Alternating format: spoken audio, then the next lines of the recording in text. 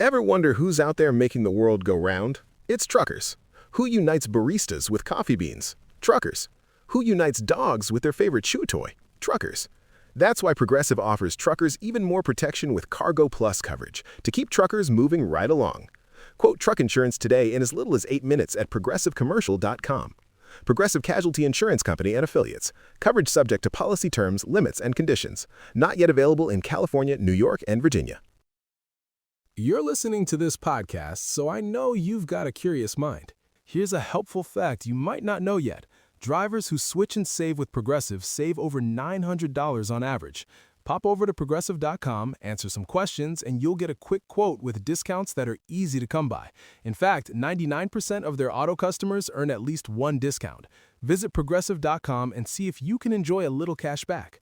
Progressive Casualty Insurance Company and Affiliates. National average 12-month savings of $946 by new customers surveyed who saved with Progressive between June 2024 and May 2025. Potential savings will vary.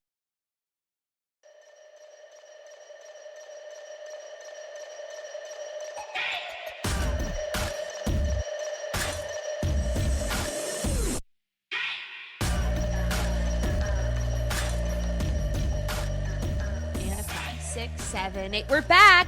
Happy 2025, everybody. It's a new year. Things are only going to get better for you, girly. Just kidding. You were a dumb fat bitch in 2024, and you're going to be a dumb fat bitch in 2025. I'm not talking to you. I'm talking to me. Ding, ding, ding. I don't know if this is terrible foreshadowing for the rest of my year, but this morning, I did a pretty invasive sauna, and I go into my bathroom and I get a whiff of something. You always smell it first. And then I look down and I see just a little brown snail trail slithering from my closet. Just follow the brown brick road all over my new European white oak, non-insurance covered fucking floors. Okay.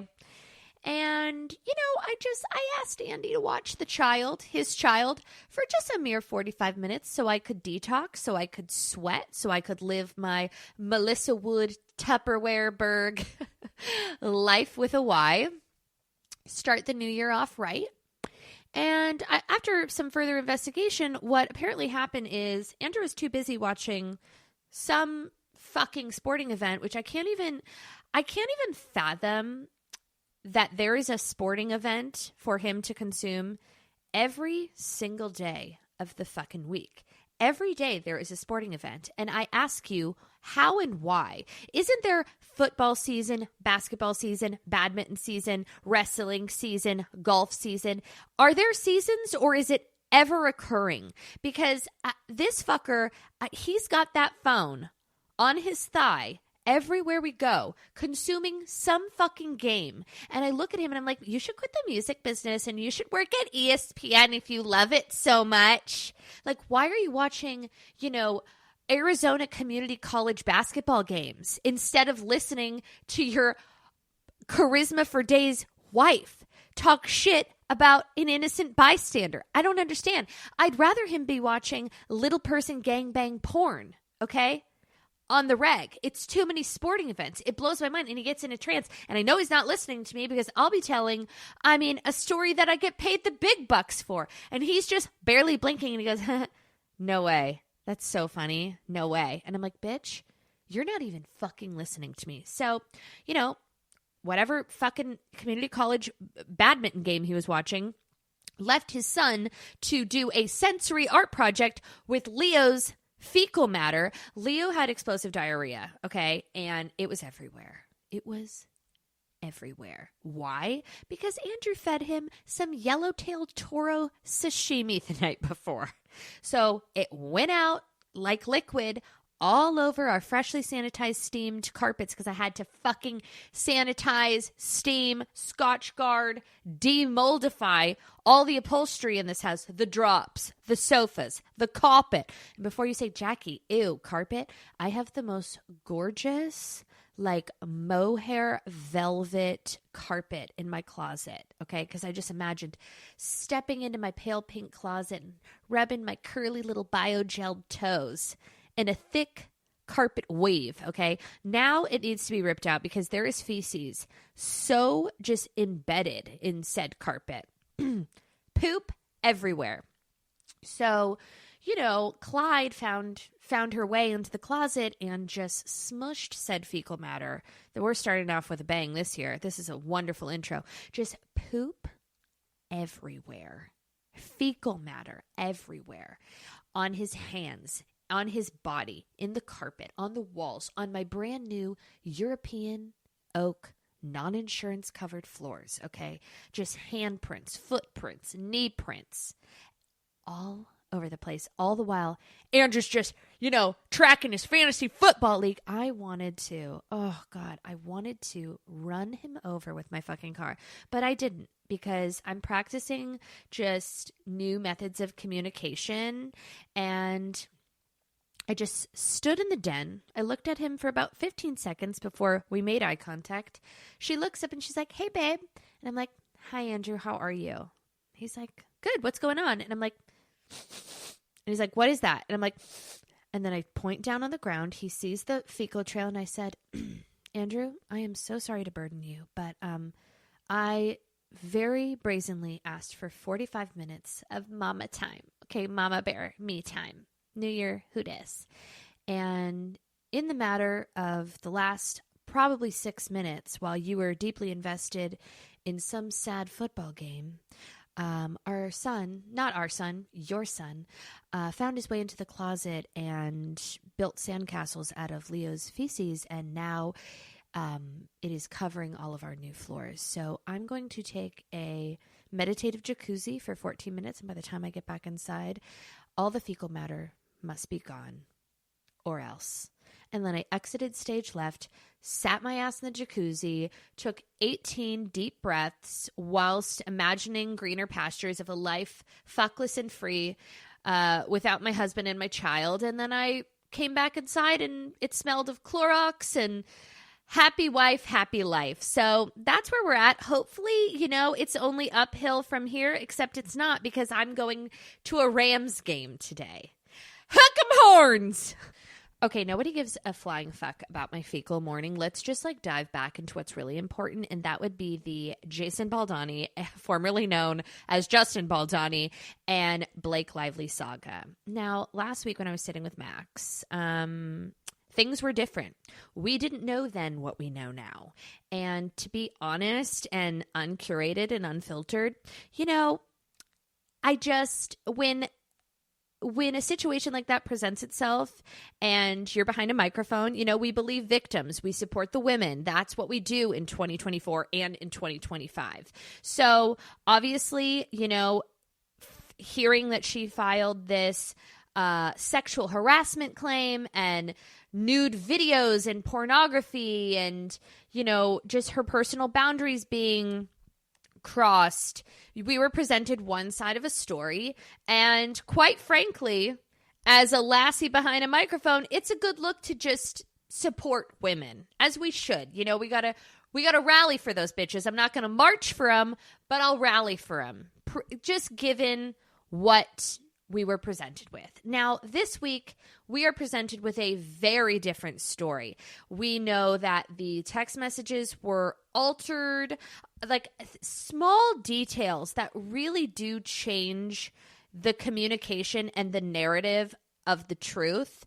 Emojis being withheld, just certain text messages being extracted from overall conversations, many text messages from Justin Baldoni, aka Jason Baldoni, very outwardly concerned that his team would appear to be planting negative stories about Blake Lively. There's not a lot of text messages disparaging her. There's not a lot of interviews disparaging her. And now, given all of this evidence, it appears it's awkward, not to quote Bethany Frankel, but this really does lie in the court of public opinion at this point.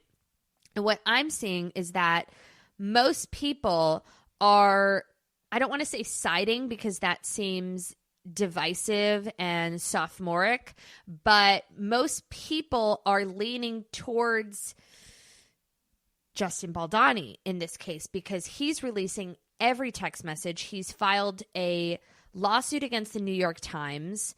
He has not filed a lawsuit against Blake Lively or the studio. Blake Lively also has not filed a lawsuit. She filed a complaint with the California something. She filed a complaint, not a full lawsuit, okay? But like I said, a lot of these text messages, a lot of these narratives and conversations are minced and parsed, and we're not getting the full conversation.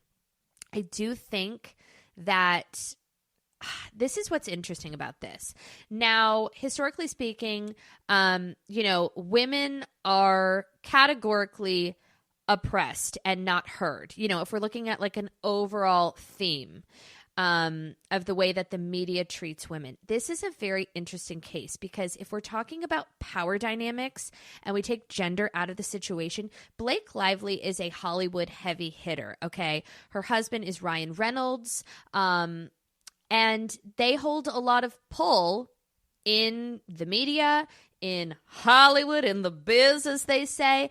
And, no disrespect to Justin/Jason Baldoni, before this whole It Ends With Us saga, I wouldn't have known who the fuck he was, okay? I think he was on Like a Betty the Virgin, what is it? Ugly Betty, or Like a Jane the Virgin. Missed it, okay? Missed that one. So had no clue who the fuck he was. So actually, in this situation, I do believe Blake Lively to have the upper hand. Her best friend is Taylor Swift. Her husband is Ryan Reynolds, okay? And when you really get into the minutia, I'm not exactly a literate lassie, but I have read a lot of these documents, these legal documents. Just call me Gloria Allred. And it's really not looking good. And it's going to be interesting to see how far Blake Lively wants to take this, because when you get into a public situation like this, and now it is so divisive, you've got everybody weighing in, it's so public, there's only really one course of action, and it's like full 100% transparency and accountability. So I don't know if that's even possible for Blake Lively at this point, because what has been presented to us has been minced and parsed. So now we're already coming from a place of distrust as the public, and it's just a lesson, if nothing else, a lesson that you can't present parts of the truth. You have to present everything with zero secrets, to have any sort of real resolution. And I think that particularly now in the social landscape, I think that people have always, the keyboard warriors, have always wanted to like persecute celebrities, which I don't co-sign on. And I think it's pathetic, stupid, and like they're better looking, richer, and more talented than you. So get off your fucking computers and go live, laugh, love. Okay. But in this situation, because of the power dynamics and like so much shady shit that's going on with like P. Diddy, Jay-Z, these primarily male celebrities that are not being reprimanded or held accountable for their fucked up actions, I think the keyboard warriors are really, really ready to rumble. And Blake Lively doesn't necessarily deserve the heat that she's getting. It's funny because like Kanye West can say terrible, terrible fucking things about, wanting to kill Jewish people, and little to no public ramifications. But Blake Lively gets in a bit of a dicey, I'm just playing devil's advocate here, a bit of a dicey power dynamic public situation with, Jason Baldoni, and she is being dragged through the fucking coals over this. So it does speak, see, now I'm going in circles. It does speak to a bigger issue, how we treat and persecute women. But in this situation, because the power dynamics are so off, I don't know. I mean, I personally, I don't know. It's like, it's not looking good, Blake. It's not looking good. And of course they regurgitate every old interview where they say that she's being rude and dismissive and condescending. And I do think that she's maybe just sarcastic and like, I don't know. I don't know what to say. Insurance isn't one size fits all. That's why customers have enjoyed Progressive's Name Your Price tool for years now. With the Name Your Price tool, you tell them what you want to pay, and they'll show you options that fit your budget. So whether you're picking out your first policy or just looking for something that works better for you and your family, they make it easy to see your options. Visit Progressive.com. Find a rate that works for you with the Name Your Price tool. Progressive Casualty Insurance Company and Affiliates. Price and coverage match limited by state law. Ever wonder who's out there making the world go round? It's truckers. Who unites baristas with coffee beans? Truckers. Who unites dogs with their favorite chew toy? Truckers. That's why Progressive offers truckers even more protection with Cargo Plus coverage to keep truckers moving right along. Quote truck insurance today in as little as 8 minutes at progressivecommercial.com. Progressive Casualty Insurance Company and Affiliates. Coverage subject to policy terms, limits, and conditions. Not yet available in California, New York, and Virginia. This podcast is sponsored by Pocket Hose.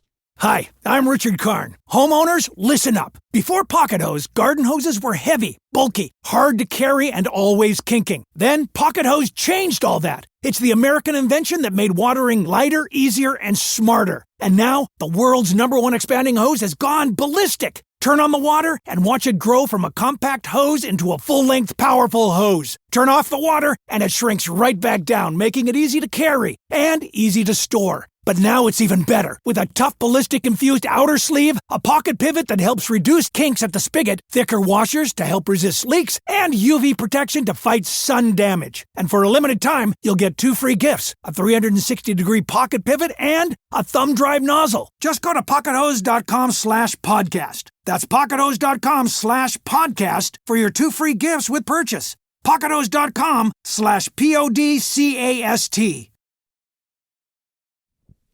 Oh my God, I'm so upset about this. Okay, I don't want to talk about Jason and Blake anymore. I'm over it. Martha Stewart just posted something on Instagram while I was taking a little matcha break. And she says, first and last drink in the month of January. Dry January is a perfect beginning for a dry life, which according to the U.S. Surgeon General will help you live longer and more healthfully. Does that mean Martha... Oh, sorry. Oh God, my Instagram.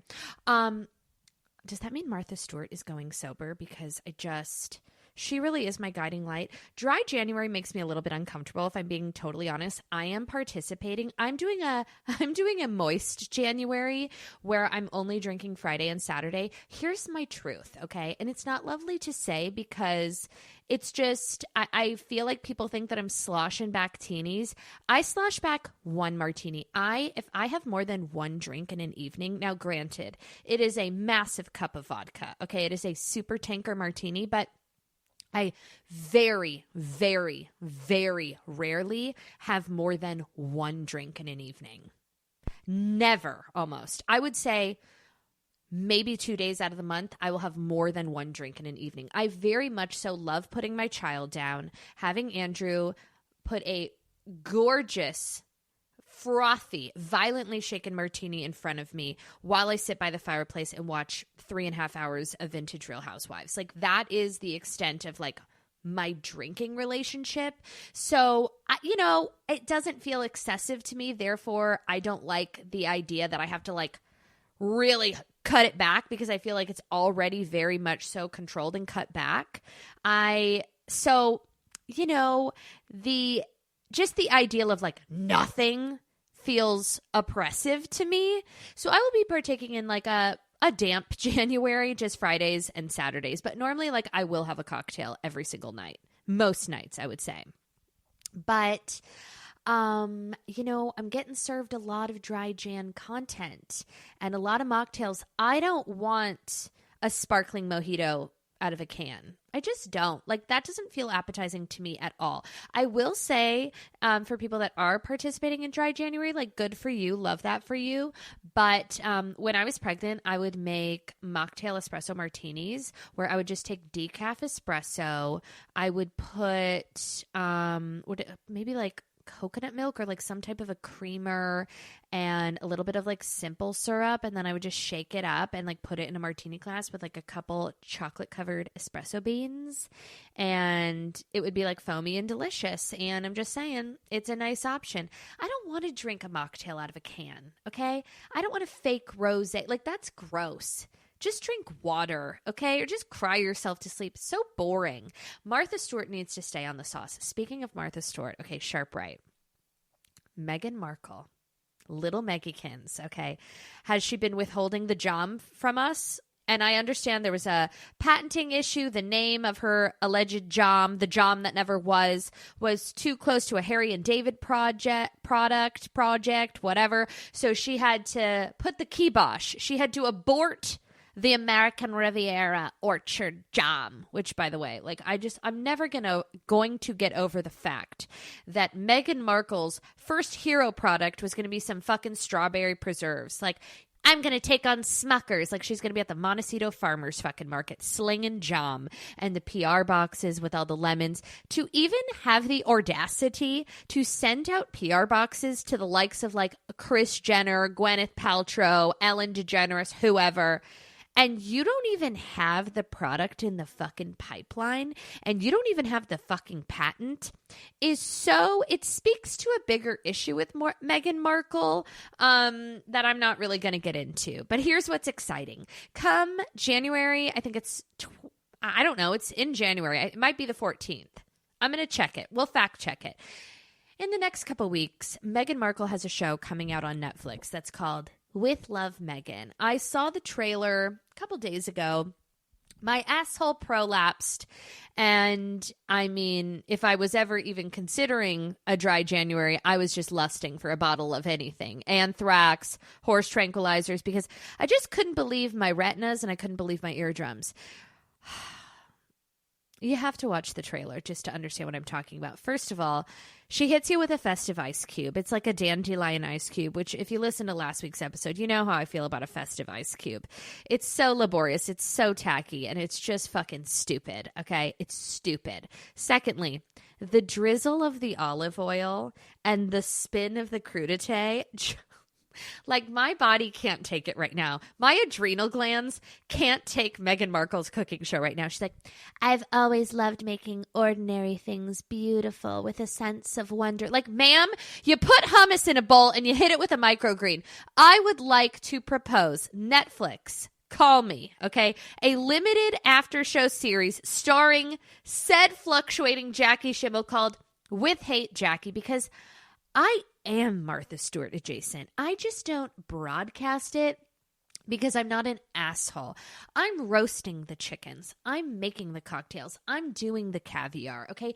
I make floral arrangements every fucking Monday. I go to the Van Nuys Flower Mart, okay? I get single stem orchids. I have those little individual orchid stem water containers, okay? I do a low and lush peony hydrangea rose with a little free-floating orchids to fucking boot, and I have floral wrap paper that looks like a leaf, but it's fucking paper.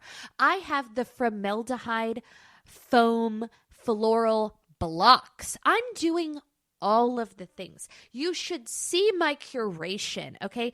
I buy microgreens every fucking Sunday. I get the wasabi microgreens. I get the arugula microgreens. I get the radish microgreens.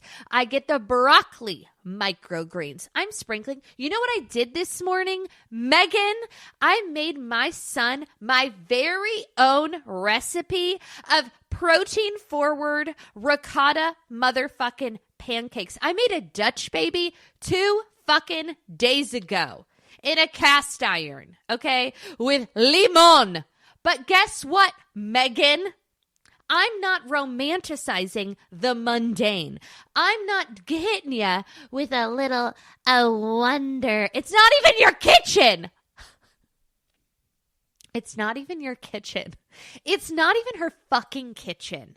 That shit pisses me off. Hailey Bieber, love you like a sister, okay? The bathroom series, in the bathroom that's not yours, it never historically works. Khloe Kardashian, a star.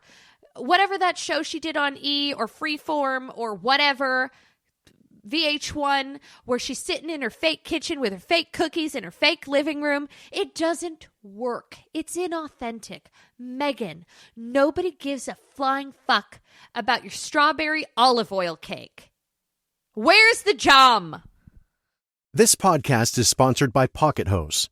Hi, I'm Richard Karn. Homeowners, listen up. Before Pocket Hose, garden hoses were heavy, bulky, hard to carry, and always kinking. Then Pocket Hose changed all that. It's the American invention that made watering lighter, easier, and smarter. And now, the world's #1 expanding hose has gone ballistic. Turn on the water and watch it grow from a compact hose into a full-length, powerful hose. Turn off the water and it shrinks right back down, making it easy to carry and easy to store. But now it's even better. With a tough ballistic-infused outer sleeve, a pocket pivot that helps reduce kinks at the spigot, thicker washers to help resist leaks, and UV protection to fight sun damage. And for a limited time, you'll get 2 free gifts, a 360-degree pocket pivot and a thumb drive nozzle. Just go to PocketHose.com/podcast. That's PocketHose.com/podcast for your 2 free gifts with purchase. PocketHose.com/PODCAST. And we're back. Sorry, I had to take a brief intermission because I had to go schlep to Crypto. Nope, that's not in SoFi Stadium to go watch the Rams game. I did make it on the big screen. If you were at the Rams game, you're welcome. I was holding pretty severe eye contact with the cameraman during the mariachi band during intermission. But I also was able to pick 2 pretty substantial fights on the way there and on the way back. I had 3 chicken tenders, 1 Miller Lite, and, feeling frisky. I missed the first half of the Golden Globes, which I'm very upset about. I'm going to rewatch it tonight. But I was able to catch the second half. I mean, Timmy and Kimmy, that's not her name, Timmy and Kylie.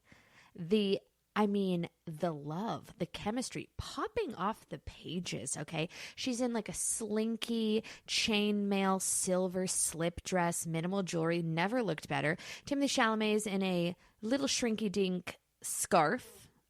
Oh my God, what about Anna Taylor-Joy? I know that I'm butchering these names. It's called Finger Off the Pulse, okay? It's called being present and not completely satiated by pop culture, okay? I have other interests. I'm making a vegetable soup. Call me Meghan Markle, okay? I'm roasting fucking vegetables right now. I don't have time to memorize names.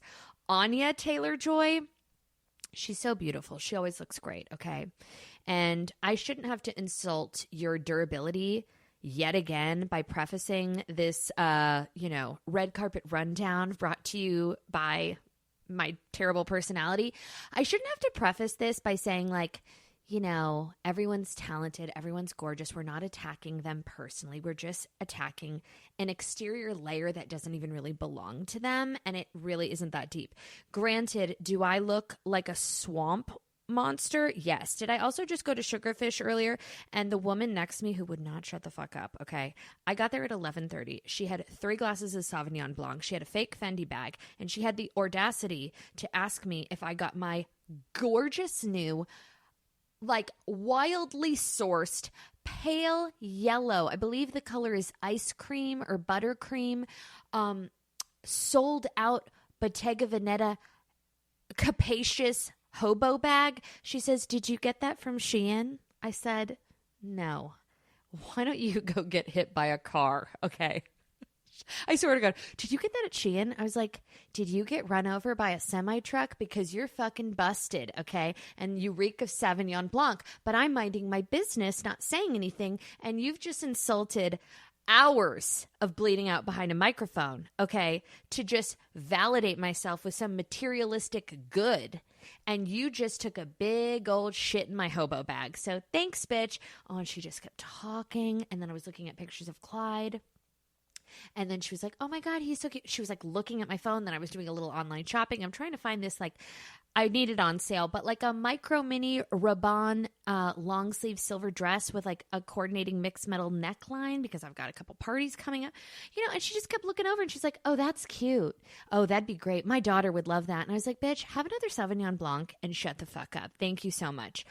What was I saying? Oh, yeah. Okay, let's talk about the outfits. Zendaya. Chills to my labia. Allegedly, she's engaged to Tom Holland, which is very exciting. I love them as a couple. I love her. Okay, she really doesn't miss Anya Taylor-Joy. See, we're landing the fucking plane. I always, you know what? Women supporting women. She's a beautiful girl. Okay, I love a pale pink. The pashmina with the fringe does take me back to a San Fernando Valley Community Center with a candy bar. Okay, if you know, you know. It screams bat mitzvah culture. And, you know, it's very easy to do on these red carpets at these award shows to give bat mitzvah energy. But the pashmina was jilting. It was jilting to my core. I instantly started doing the hora, okay, and yearning for a Tiffany charm bracelet, which was all I wanted at the supple age of 13. True story. I took my bat mitzvah money. I probably already said this 17 times, so spare me the fucking feedback. I did take the bat mitzvah money that I was allowed to keep, which was around, I think my parents let me keep $400. I spent $375 when I was 13 years old on a Marc Jacobs jelly slide that had crystals on it. And then I was able to like embezzle another 150 and I got a pink Juicy Couture puffer jacket with a faux fur and a heart on the sleeve, cropped. And when I tell you that I wore that jacket, Southern California, okay, it barely grazes below 60 degrees. I wore it every season for years and years and years. And I wore those motherfucking jelly Marc by Marc Jacobs sandals. I don't think they were $375. I think inflation has got the best of me. I would say they were probably $200 a la 2002, which is like an obscene amount of money. I remember I like walked down to Saks Fifth Avenue, or maybe it was Off Fifth. I'm not really sure, which by the way, I just went to Off Fifth 2 days ago and I got the most gorgeous purple Givenchy sunglasses designed by Claire, whatever, female designer. I'm wearing makeup right now, which is why I look like this, because I'm at work, which I love. If you don't get it, it's Anne Hathaway monologues. You don't belong here. With Love, Megan is calling your name. You've got the wrong fucking show. That's an Anne Hathaway monologue. And when and if I go on tour, we're all going to say it in unison as a prayer before the show begins. Okay, because I bow at the altar of Anne, Hathaway. What was I saying? Oh, I went to Off Fifth and I got these like Givenchy glasses and I got them. They were 75% off and then they were an additional 40% off. So they were practically fucking free and they just really fit my cool mom, like breezy athleisure aesthetic rolling into 2025 with my Shein hobo bag. What was I saying? Red carpet. Okay, who else looked amazing? I thought Dakota Fanning looked amazing. I thought Cynthia Erivo looked amazing. I would take a bullet for Cynthia Erivo. I would like to go on record and say that. I absolutely love her. I don't find their press tour to be at all cringy. I really don't. I think that the emotions are so real, and to guffaw and make fun of them is just so lowbrow. It's low-hanging fruit, and I will not go for it. What I will say, and this is hard to say out loud because I would also take a bullet for Ariana Grande. I find her to be refreshing, kind, vulnerable, transparent, funny. Justice for her in the donuts. Somebody somewhere needs to talk to her about the eyebrows because it's such a quick fix. She's so beautiful. She is so talented. She's having such a pivotal moment in her life. And it would be amiss/remiss for someone not to pull her aside and say, honey, you've got all the resources and all the tools. We just have to we got to figure out the arch. We got to just bring them a little bit to the left and a little bit to the right. We just need to flush them out. You know what I mean? We got to work on it. It's so simple. Hop over to an Ulta, hop over to a Sephora, get a brow pencil, clip, clip, clip, shape, shape, shape. wand, freeze, and then just resume because you're doing everything perfect. We gotta hit those brows because it's really important. They're the nipples of the face, some might say. Who else did I love? Okay, Zendaya, obviously.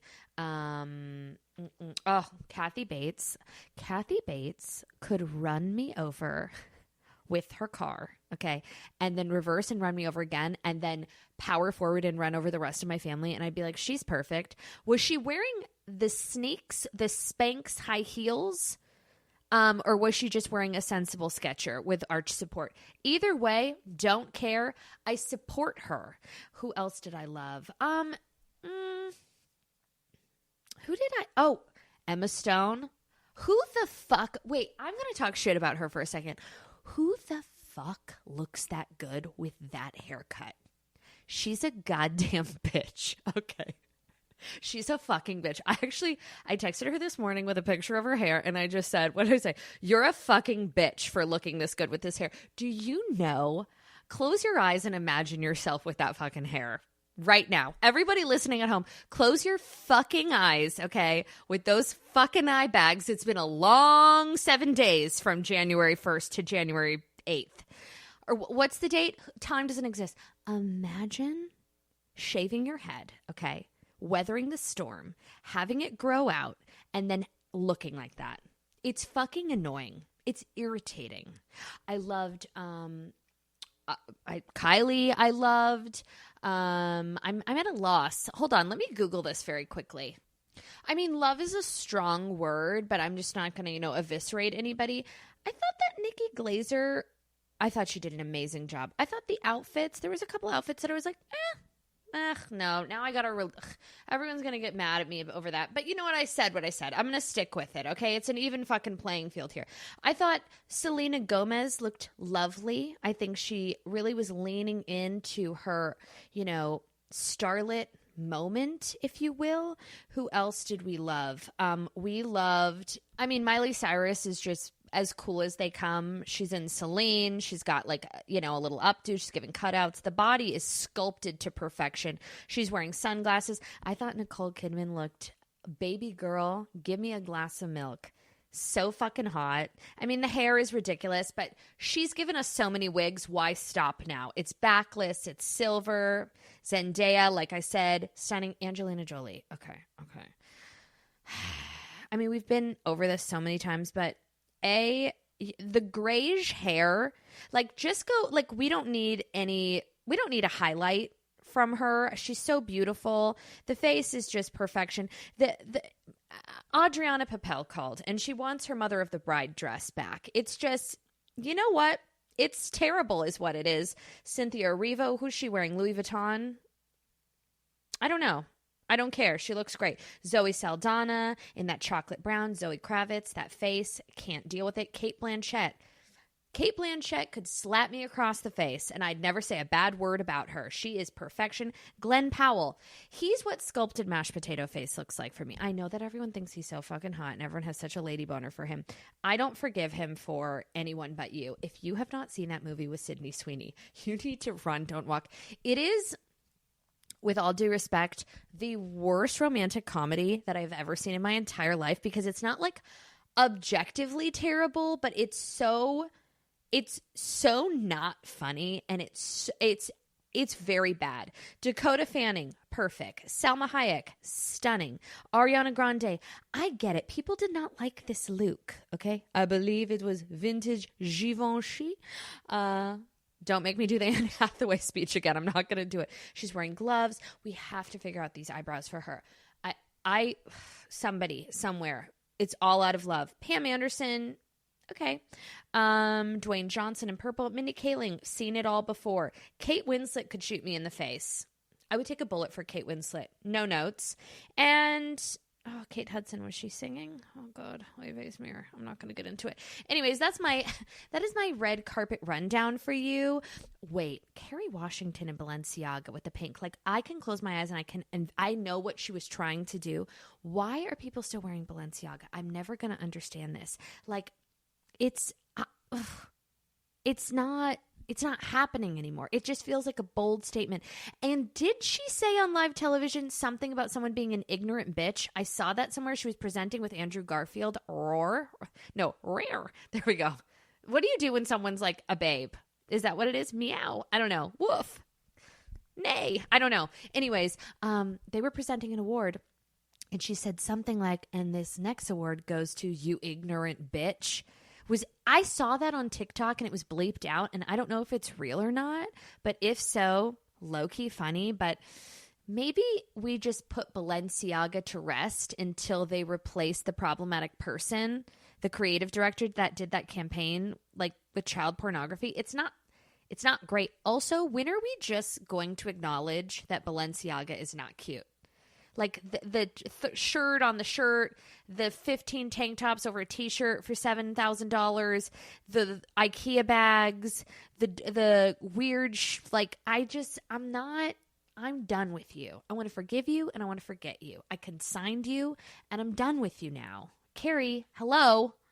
Sharp, right? My favorite thing right now is everyone posting their ins and outs list of 2025, which is just like, it takes some kind of a self-gratuitous slut-ass bitch to think and publish your ins and outs for 2025. Like if anyone or their gay brother gives 1/6 of a fuck what you deem in or out. It feels very self-serving, feels very self-indulgent, and I can't get on board.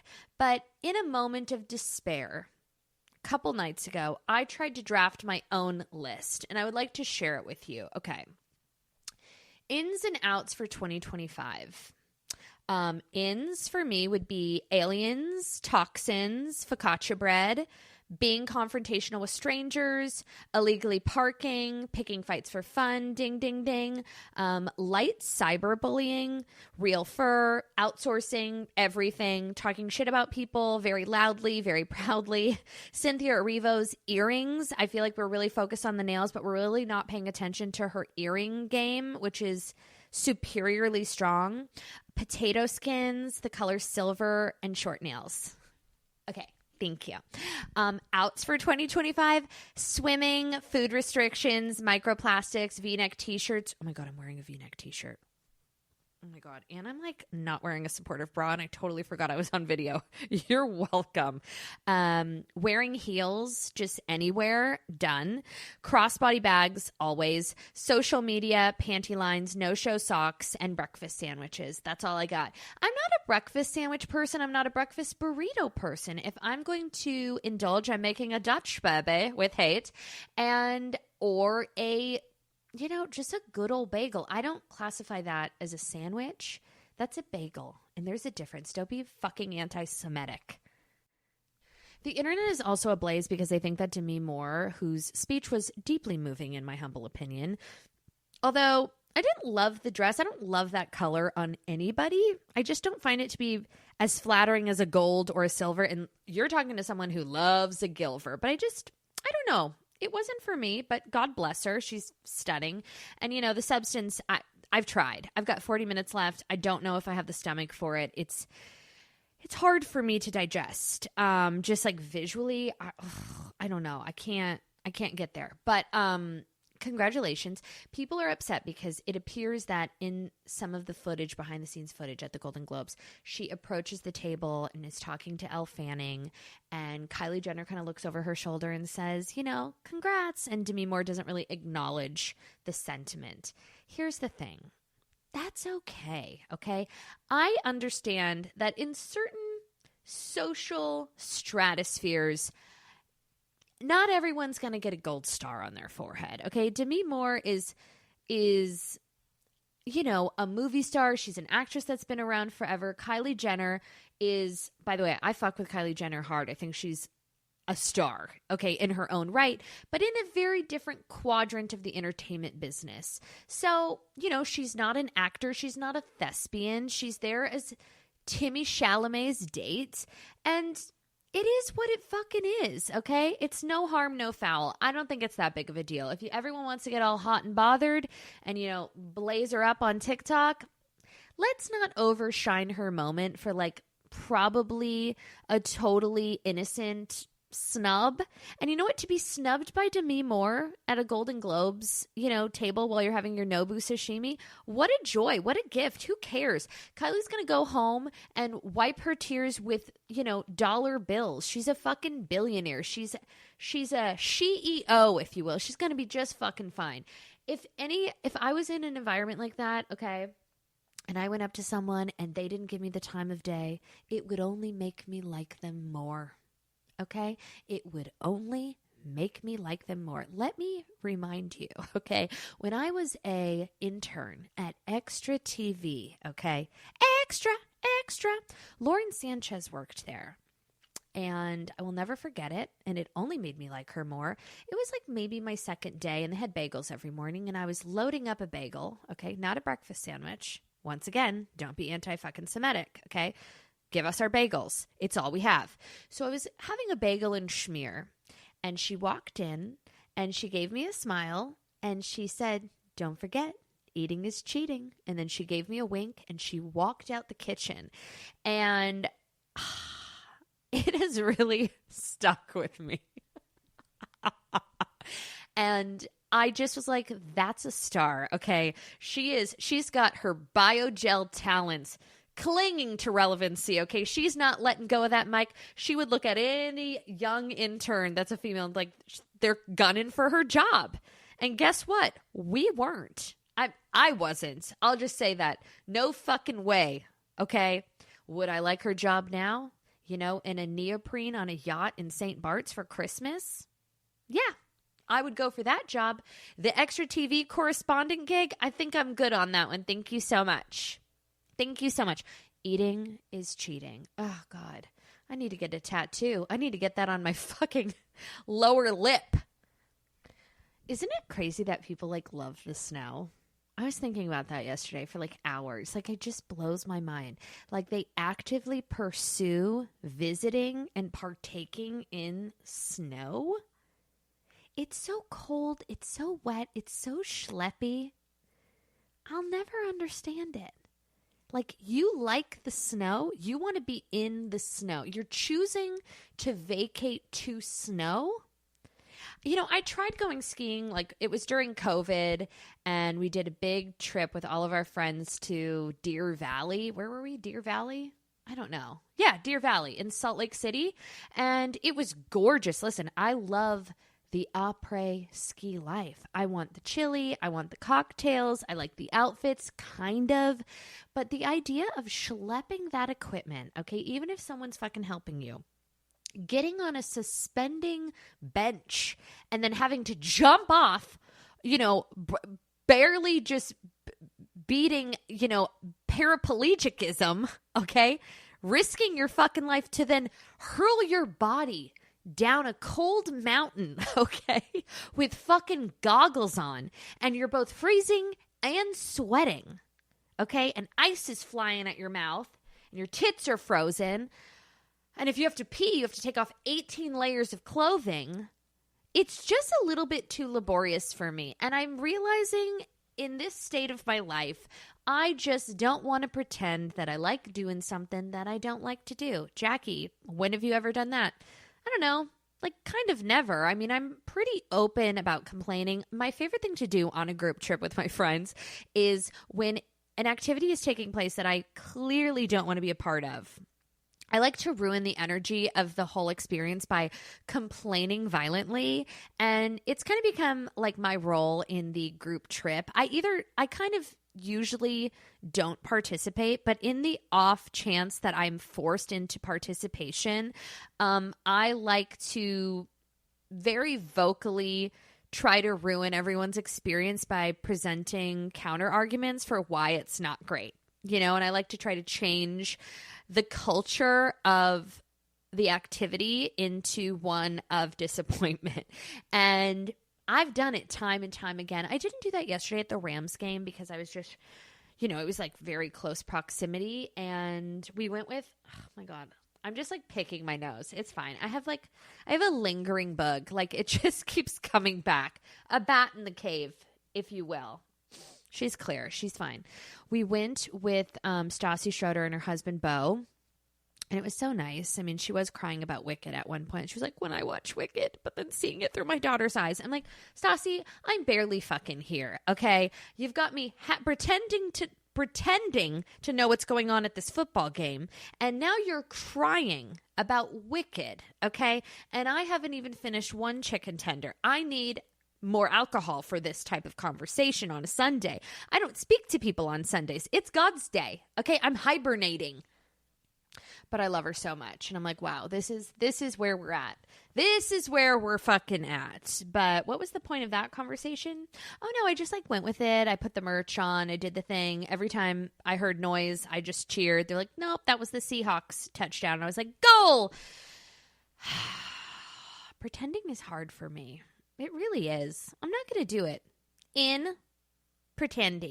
Out pretending 2025. Anyways, Happy New Year, everybody. I just know this is going to be our year, and I can't fucking wait. Make sure that you give me 5 stars on iTunes and or Spotify, and leave me a positive review. It really helps me, and help me help you, everybody. We will be back next week. Hold on to your labias, girls. Love you. Goodbye.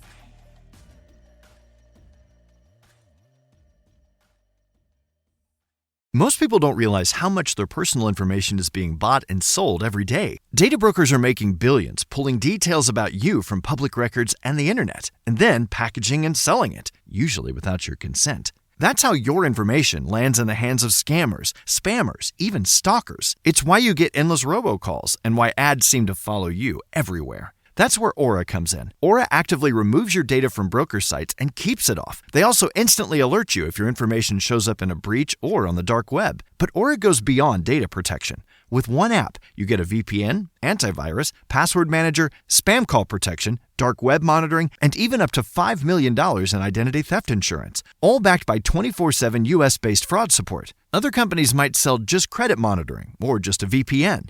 Aura gives you all of it, together, at the same price competitors charge for just one service. Start your free trial today at aura.com/remove. Protect yourself now at aura.com/remove.